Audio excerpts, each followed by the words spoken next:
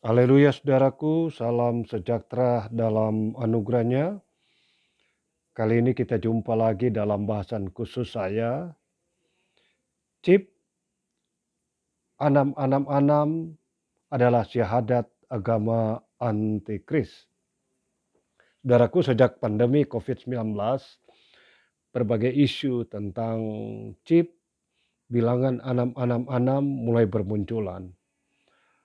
Apalagi setelah adanya vaksin COVID-19.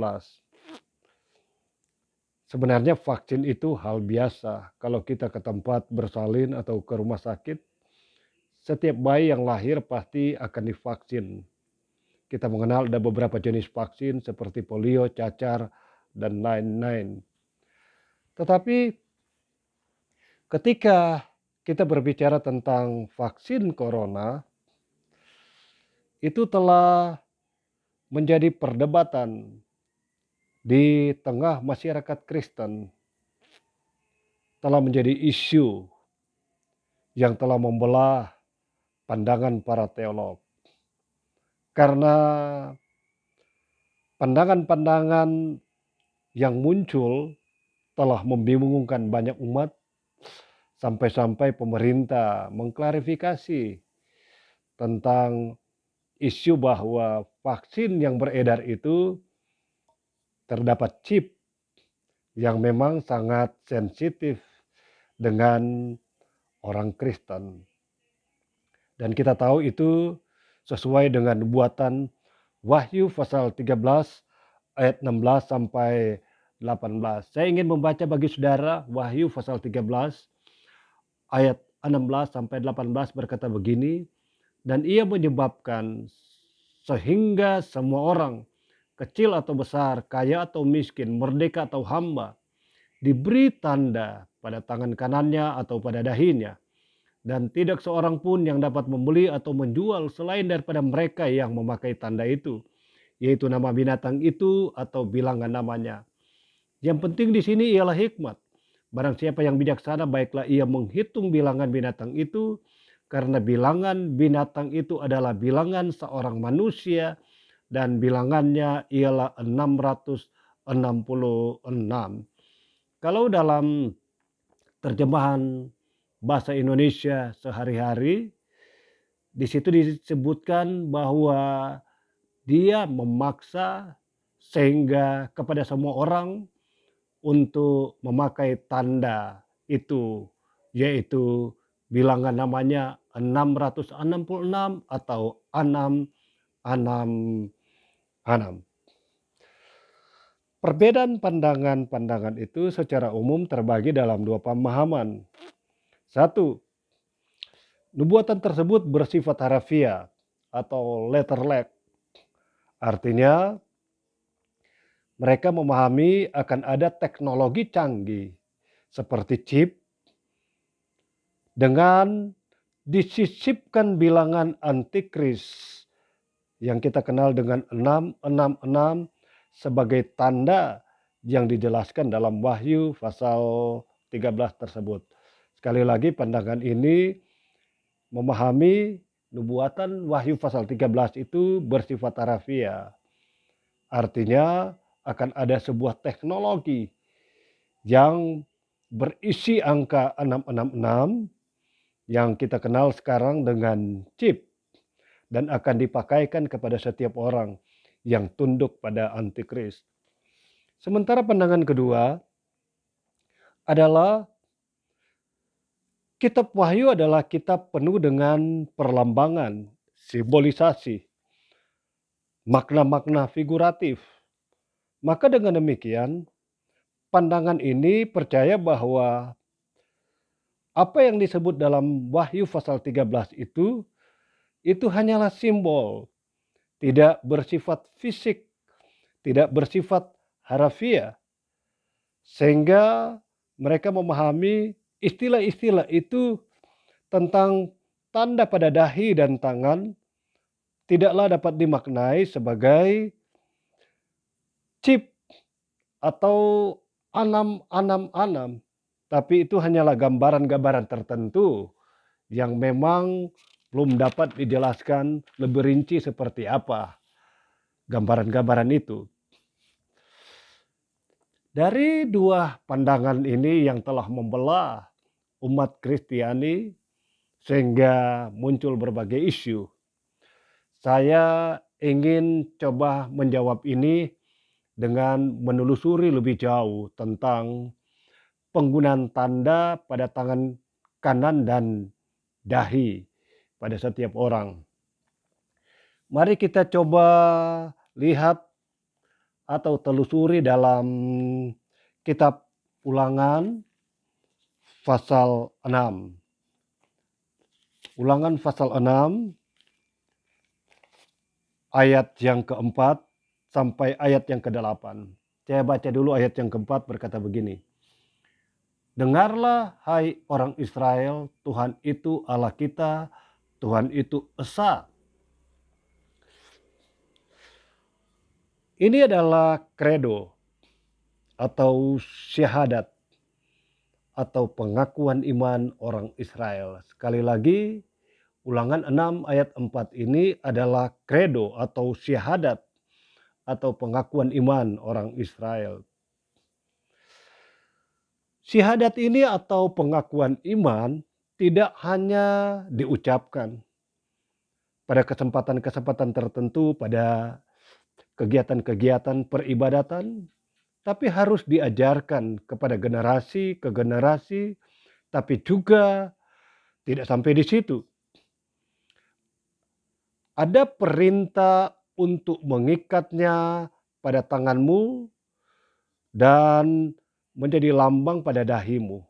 Ya. Sekali lagi, syahadat ini atau kredo atau pengakuan iman ini tidak hanya sekedar diucapkan, tapi harus diajarkan dari generasi ke anak cucu, bahkan ada perintah khusus untuk syahadat ini, mereka harus mengikatnya pada tangan kanan dan menjadi lambang pada dahimu. Mari kita membaca ayat-ayat selanjutnya dari Ulangan 6 ayat 4 sampai ayat yang ke-8. Dengarlah hai orang Israel, Tuhan itu Allah kita, Tuhan itu esa. Kasihilah Tuhan Allahmu dengan segenap hatimu dan dengan segenap jiwamu dan dengan segenap kekuatanmu. Apa yang kuperintahkan kepadamu pada hari ini haruslah engkau perhatikan. Haruslah engkau mengajarkannya berulang-ulang kepada anak-anakmu dan membicarakannya apabila engkau duduk di rumahmu, apabila engkau sedang dalam perjalanan, apabila engkau berbaring dan apabila engkau bangun. Haruslah juga engkau mengikatkannya sebagai tanda pada tanganmu dan haruslah itu menjadi lambang di dahimu. Ya. Sekali lagi, kredo atau syahadat ini menjadi perintah harus diikat pada tanganmu dan menjadi lambang pada dahimu. Maka pada pelaksanaannya dalam setiap peribadatan, para rabi Yahudi atau Israel, mereka membuat kotak kecil, mereka mengisinya dengan gulungan ayat-ayat dalam Taurat, terlebih syahadat itu atau pengakuan iman ini, dan diikat pada tangan kanan. Itu disebut tefilin, dibuat semacam gelang. Sekali lagi, kotak kecil itu dipakai tali dan diikat pada tangan kanan disebut tefilin dan dibuat semacam gelang pada tangan kanan.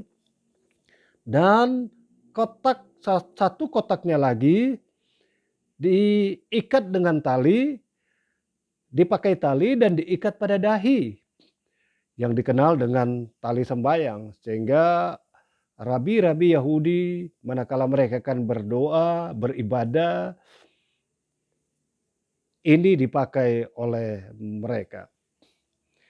Menjadi pertanyaannya bagi kita, apakah perintah ini bermakna harafiah? Artinya harus dilakukan seperti apa yang dilakukan oleh para rabi, atau hanyalah sebuah makna simbolisasi? Coba kita melihat beberapa ayat yang menjadi tujuan makna tersebut.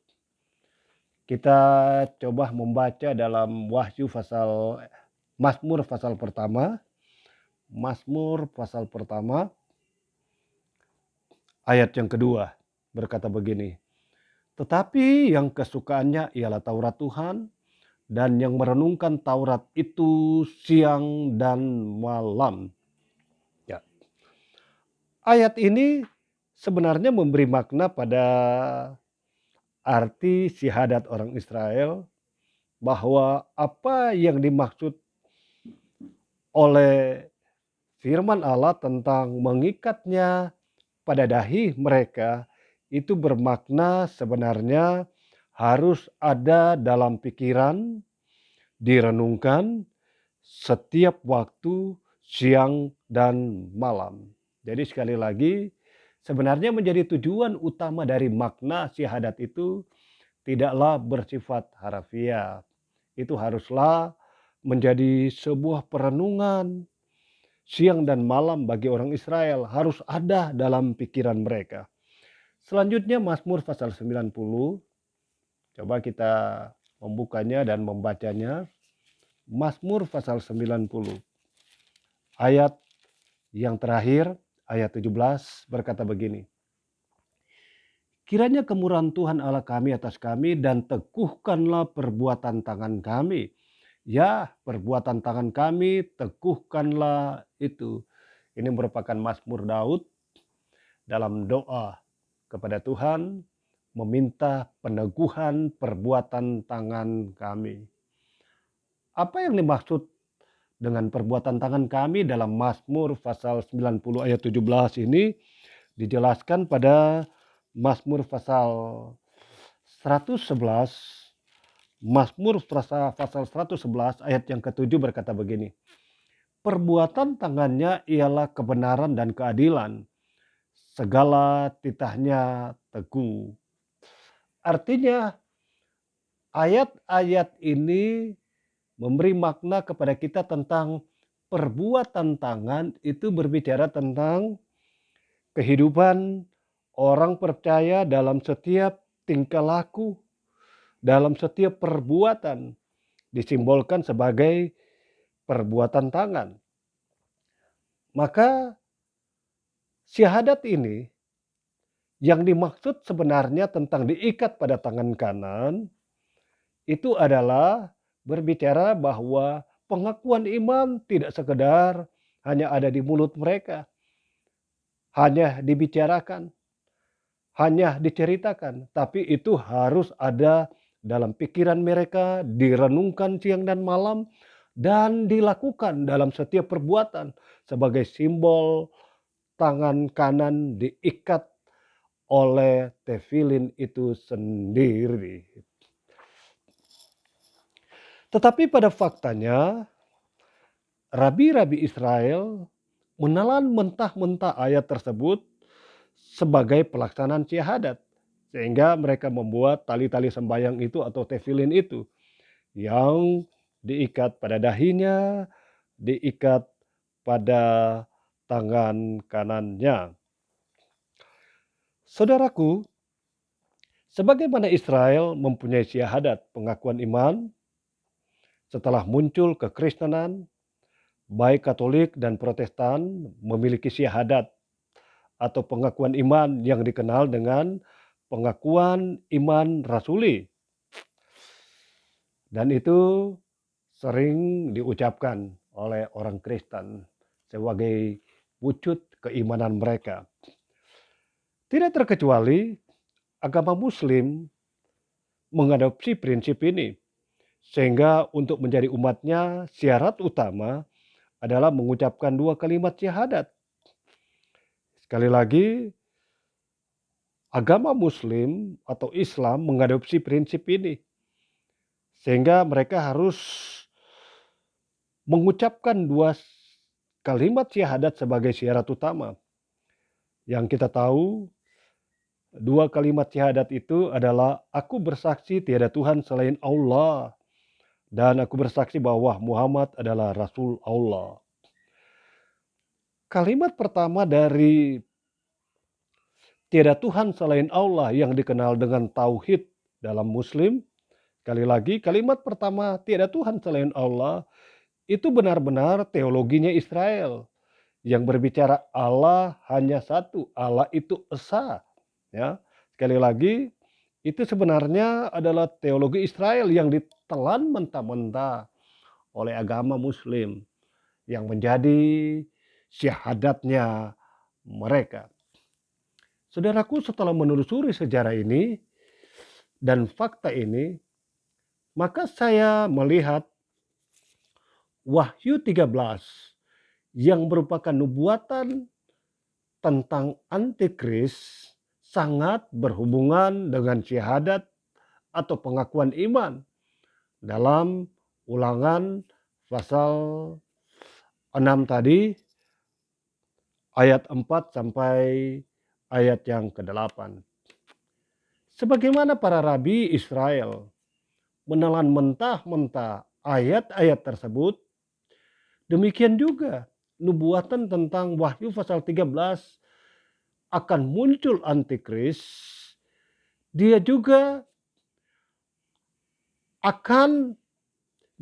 adalah orang yang memahami budaya Israel, teologi Israel. Ya, sekali lagi, antikris ini kalau kita coba telusuri lebih jauh dari beberapa catatan Alkitab, ternyata dia memahami budaya dan teologi Israel. Dan pada akhirnya dia menciptakan agama baru. Dengan demikian, dia menginginkan syahadat. Ya, sebagaimana bangsa Israel punya syahadat, punya pengakuan iman sebagai syarat keagamaan mereka. Dan beberapa agama dunia dengan segala syahadat-syahadatnya. Ternyata antikris yang memahami agama-agama dunia dan secara khusus budaya Israel dan teologi Israel. Dia juga menginginkan dalam agamanya mempunyai sebuah syahadat. Sekali lagi, mempunyai sebuah syahadat yang menyerupai agama orang Israel, tetapi dalam konsep yang lebih modern, yaitu chip yang di dalamnya tertera bilangan namanya 666. Saudaraku, bagaimana menjawab pandangan? Makna itu bersifat simbolisasi, artinya ada beberapa teolog berpandangan bahwa chip itu tidaklah berhubungan dengan Wahyu pasal 13. Karena itu hanya bersifat simbolisasi. Sesuai dengan kitab Wahyu.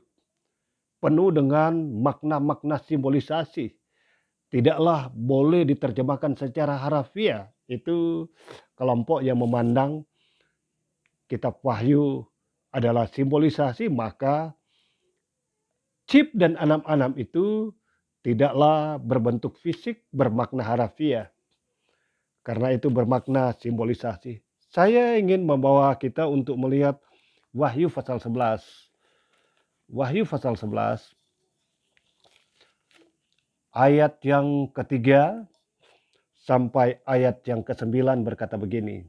Saya ingin membaca bagi saudara. Dan aku memberi tugas kepada 2 saksiku supaya mereka berbuat sambil berkabung 1260 hari lamanya. Selama 3,5 tahun. Ini berbicara tentang masa antikris.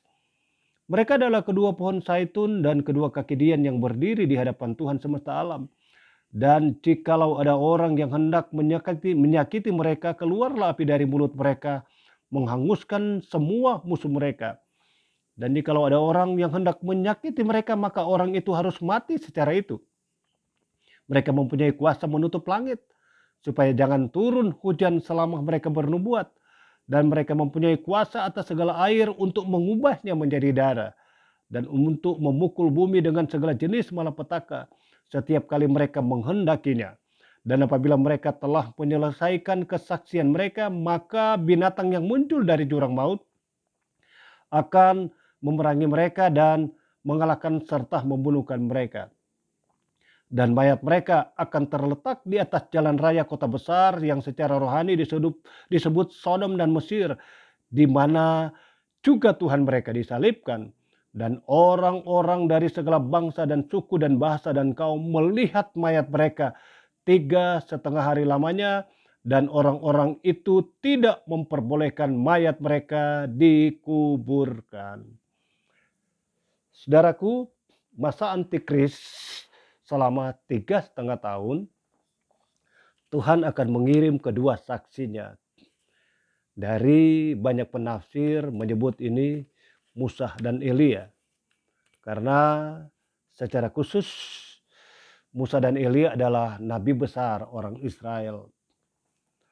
Kenapa Tuhan mengutus dua nabi itu? Karena nabi ini adalah nabi yang sangat dikagumi, dipercayai oleh orang Israel. Karena masa itu Tuhan ingin menyatakan kepada Israel yang sampai hari ini tidak percaya Yesus sebagai Mesias lewat kedua nabinya untuk bersaksi bahwa Yesus adalah Mesias. Dan pada masa itu akan banyak orang Israel mempercayai kemesiasan Yesus. Tapi dalam kesaksian itu mereka akan berhadapan dengan antikris karena memang masa antikris. Dan akhirnya mereka dibunuh oleh antikris.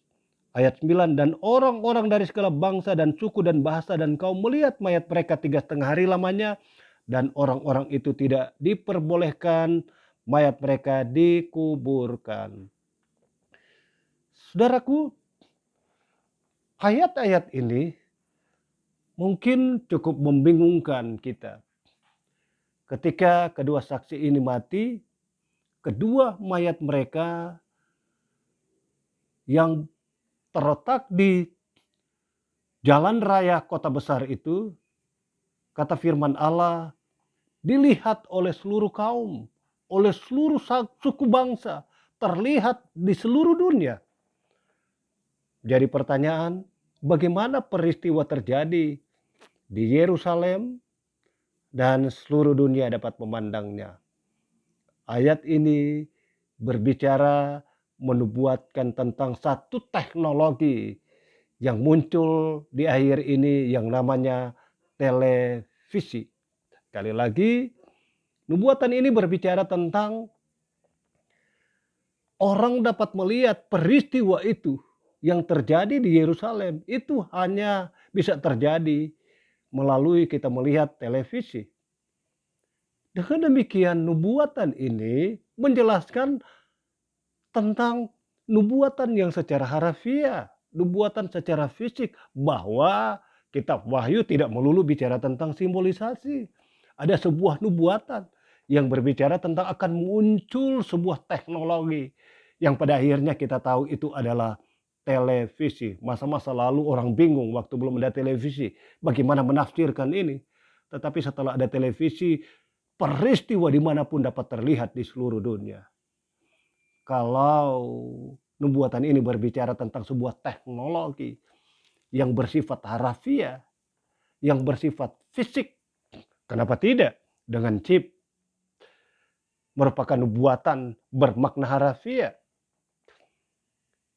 Itu sebabnya saya mau katakan kepada kita bahwa nubuatan itu tidaklah salah kalau kita memaknai itu sebagai chip, sebuah teknologi terbaru yang mampu mendata setiap umat manusia dengan berbagai kemampuan-kemampuan yang dia punyai. Saudaraku, kenapa harus chip? Agama antikris adalah agama yang menyatukan agama, politik, dan ekonomi. Sekali lagi, agama antikris adalah agama yang menyatukan agama, politik, dan ekonomi. Kenapa disebut agama? Dalam 2 Tesalonika pasal 2 ayat 3-4, saya ingin membaca bagi saudara 2 Tesalonika pasal 2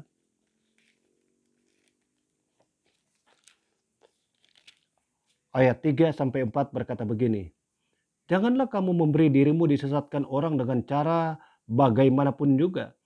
Sebab sebelum hari itu haruslah datanglah dahulu murtad dan haruslah dinyatakan dahulu manusia durhaka yang harus binasa, yaitu lawan yang meninggikan diri di atas segala yang disebut atau yang disembah sebagai Allah. Bahkan ia duduk di bait Allah dan mau menyatakan diri sebagai Allah. Ini berbicara tentang antikris yang pada satu ketika dia akan menyatakan diri sebagai Allah, untuk disembah sebagai Allah dan duduk di bait Allah. Ini berbicara tentang pemujaan. Dengan sendirinya kita berbicara tentang agama. Di mana ada pemujaan, di situ berarti ada agama. Kenapa disebut politik?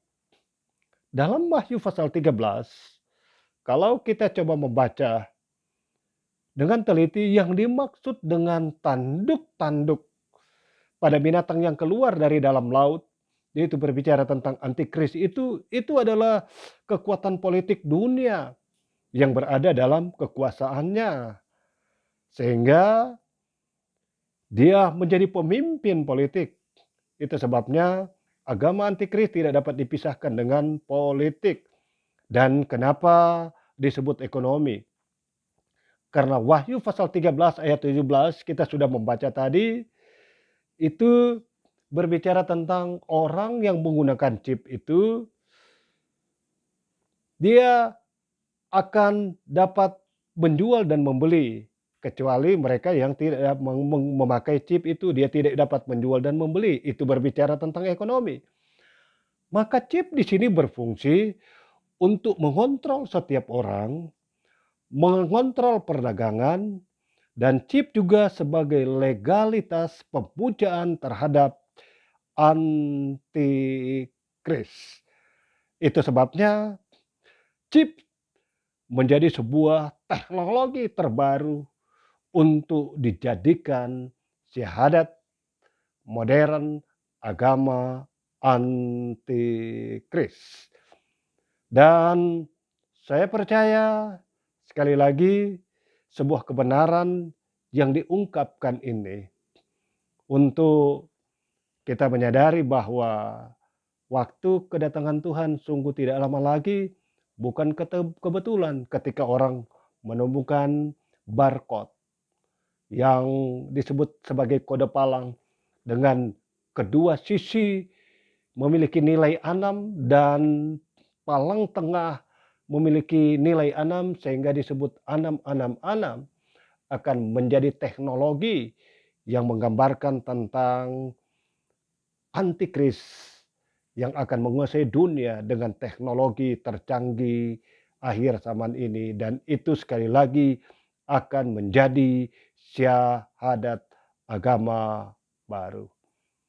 Haleluya, saya percaya kebenaran ini dapat memberkati kita semua, dapat menambah wawasan untuk kita lebih banyak memahami tentang makna nubuatan dalam kitab Wahyu, tidak hanya sekedar sebagai simbol, tetapi juga mengandung makna-makna harafiah yang harus kita lihat sebagaimana yang telah saya ulas pada kesempatan ini. Tuhan Yesus memberkati kita semua. Haleluya. Amin.